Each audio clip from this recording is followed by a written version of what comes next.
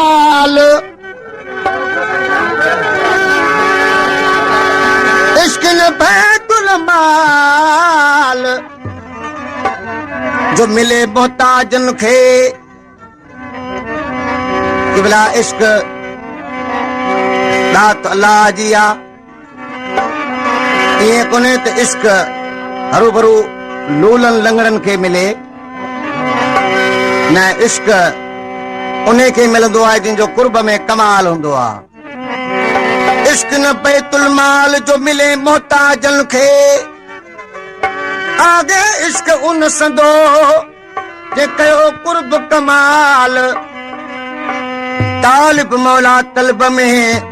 हासिल करे गाल जानिब जो जमाल उगो माणी दो इश्क सां गुलाम अदर गजू जो नौ कलाम महबूब खे चए थो गुलाम अदर गजू त हिकड़े तुंहिंजी जाए नागे इश्क खां तूं वञ भॼी सिर न ॾींदे छोकरी पियो थो ठगी सिर न ॾींदे छोकरी पियो थो ठगी हिकड़े तुंहिंजी जाए न इश्क खां तूं वञ भॼी सिर न ॾींदे छोकरी पियो थो ठगी सिर न ॾींदे छोकरी पियो थो ठगी हिकड़े तुंहिंजी जाए न इश्क खां तूं वञ भॼी सिर न ॾींदे छोकरी पियो थो ठगी सिर न ॾींदे छोकरी पियो थो ठगी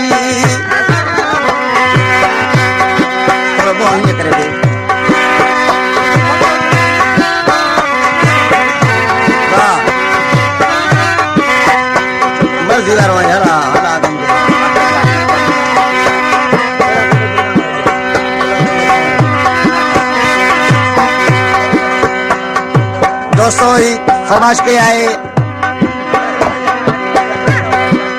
पुलिस जमादार फरमाश के आए पुलिस जमादार इल्ताफ सुहाग इमदाद अली सुहाग पुलिस जमादार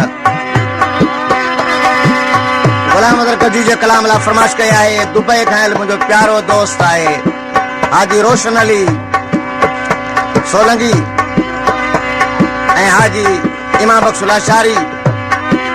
जनाब अली अस्कर मेमून मोरे शहर का गलायण सोलोत आगे पर सिरो ॾियण त ओ कोई आगे सिरो ॾियण त आगे कूड़ तू छो तो गणी कूड़ तू छो तो गणी नाग तुझी दिल लगी सिर न ॾींदे छोकरी पियो थो ठगी सिर न ॾींदे छोकरी पियो थो ठगी हिकड़े तुंहिंजी जाए न इश्क खां तूं वञ भॼी सिर न ॾींदे छोकरी पियो थो ठगी सिर न ॾींदे छोकरी पियो थो ठगी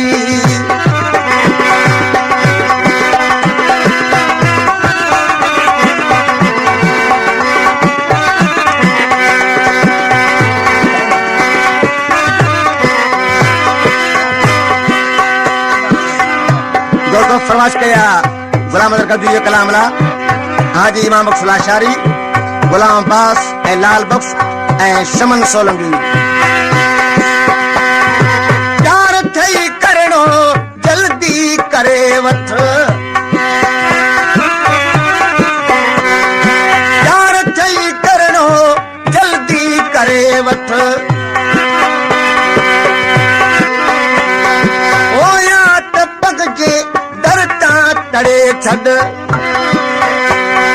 कुर्ब में ना भी कुठो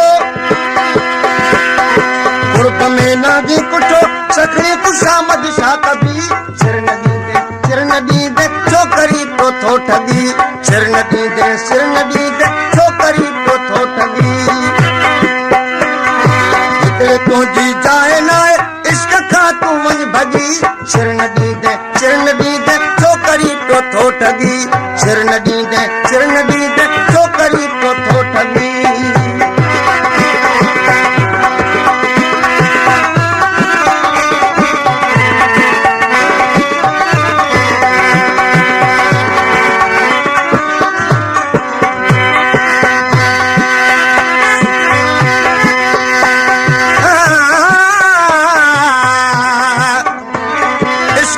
में आयो नी दा रे दा दानी पा मा बदानी दा